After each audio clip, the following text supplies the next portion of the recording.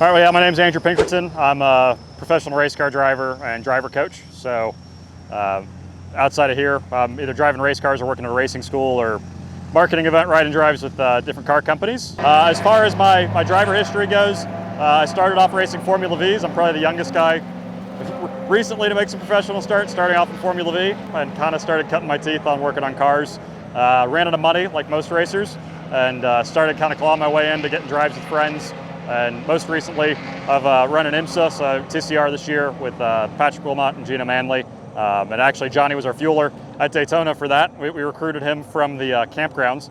And then last year I did one start with Turner Motorsports, and previously it's been World Racing League and a bunch of different cars, and then some MX-5 Cup. Most professional cars these days are over-gripped for the amount of horsepower they have, and that definitely is not the case here. Most of these cars have plenty of horsepower, and you're trying to find grip everywhere. So you really get to drive the car. It was a lot of fun to be out there. No ABS, no traction control, 4-speed box, really having to drive a car and slide around out here at VIR. Biggest thing around VIR is maximizing your braking zones. You're coming down these really long straights, and most people kind of ease off the gas and ease into the brake, and before you know it, you've cost yourself 3, 4, 5 seconds around here as it adds up in the brake zones. A lot of the high commitment corners, there's some time to be found, but typically that's the bottom of the iceberg. The tip of the iceberg that you're really hunting for is on those brake zones. That's the biggest thing that I always see is brake technique. The most difficult part of this track is the stomach in your mouth moments at the end of each straight, especially in a car this fast, where you go, I know I can brake at the 3 or I know I can brake at the 4,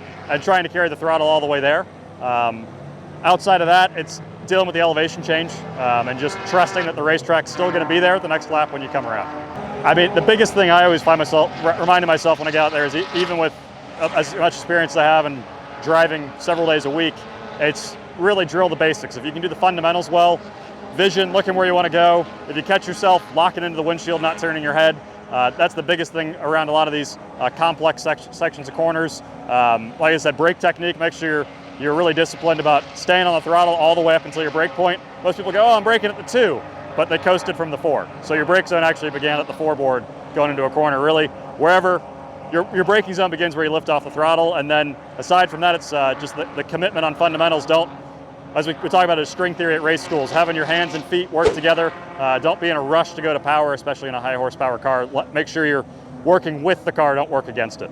So yeah, to find out more about me, you can follow me on Instagram, Twitter, Facebook at RacerPinky, and then my website's racerpinky.com, and that's Pinky, P-I-N-K-Y.